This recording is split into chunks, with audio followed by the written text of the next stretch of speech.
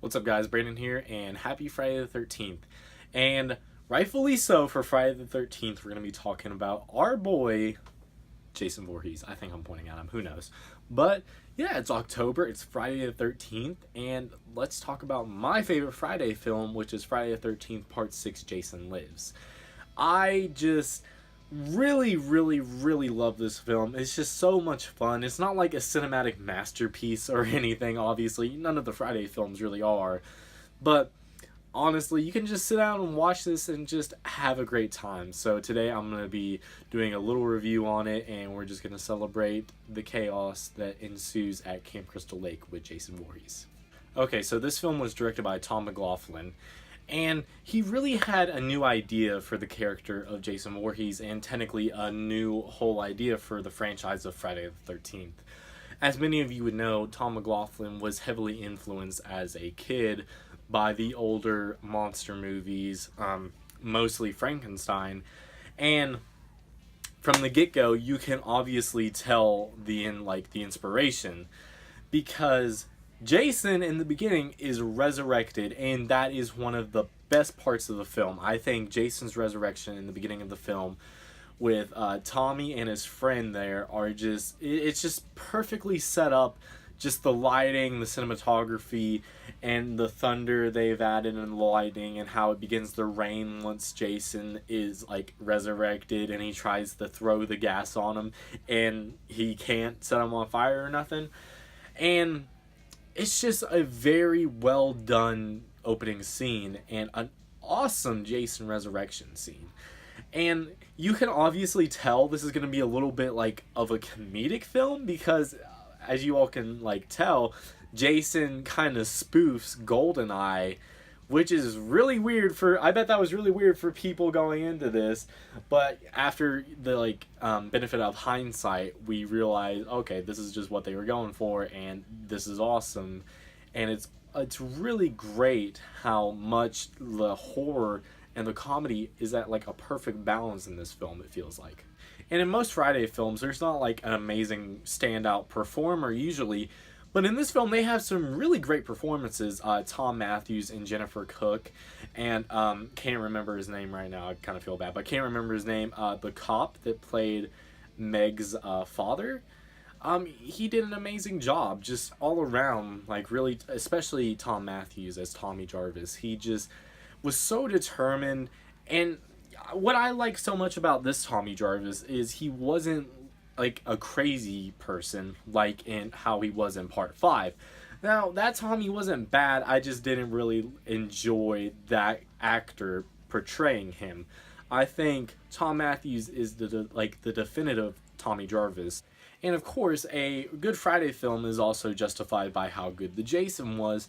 And C.J. Graham in this film, I thought he did a very good job. He had great physicality, and I just loved his movement all around. You could tell this wasn't like Jason in parts 2 through 4. This Jason was just completely, undead, of a way, how he was resurrected. You just can tell that this Jason really has no life in him. He's just a killing machine. And if you're sick of the late 70s to, pretty much all the way through the 80s, typical slasher, this film is, very different. As I was talking about in the beginning, this film just has a perfect balance between comedy and horror, and it's just a lot of fun. In the beginning with the couple, she said, Darren, we better turn around. Why? Because I've seen enough horror movies to know any weirdo wearing a mask is never friendly. Oh, okay. The people in this film are smart. At least most of them are. And it's been talked about how this film heavily inspired Scream. And I just think that's wow, good on you, Friday the 13th Part 6. Mostly good on Tom McLaughlin, because he directed the whole thing and he wanted this. And the studio heads, they didn't really care. They were just just do whatever you want, just don't make fun of Jason himself. You hear that, Jeepers Creepers 3. Don't make fun of the villain. We're supposed to be scared of him.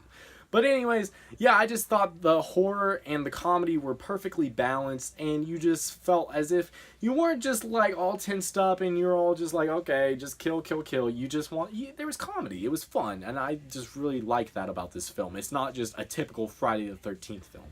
I'm getting a little bit towards the end of my review, but as I was saying, this film is very, very fun, but that doesn't mean it doesn't have good kills, because it has some amazing kills. For instance, the beginning of the film had the heart punch, just straight through the guy, had his heart through his back. That was intense. They also had the throwing knife kill, and that was the first time we really saw Jason with like his own like weaponry, and I thought that was really cool. And also the three-headed decapitation, that was really, really great. And also, I think probably my favorite is just the build up to this film with John Travolta's nephew. I can't remember his name. I kind of feel bad, but can't remember his name. But whenever he gets the knife stuck in his head and the RV just flips, and of course when his girlfriend got her face smashed into the wall of the RV, that was just great. This film had some very, very nice kills. And it also had an amazing final act with Tommy Jarvis and Jason, and his insults trying to get Jason into the water were just great. They were just top notch. And I just, like how I was saying, CJ Graham, he was just a very, very good Jason, just with his physicality and how he was just marching just straight into the water to face Tommy. I thought this film has one of the best third acts of any Friday film, in my opinion, and I just think it was very well done, and they were lucky to have such a good director on this film. The only real negative I have of this film is sometimes throughout the film, it kind of drags on a bit, and you're just like, okay, come on, get it over with, you know. The setup isn't that great, and there's some POV kills that you don't even really see what's going on, but then you eventually get to see the body, which is cool. But there was this one sequence whenever a little girl was holding a machete, but you didn't know it was the little girl. It was just a POV of the machete, and then it's just a surprise. Yeah, like parts like that could be taken out, but that's really the only problem I have in such a good film. Just sometimes it drags a bit, and that's all right, I think. But yeah, guys, in my opinion, this is just one of the best Friday films and one of my favorite horror films, honestly.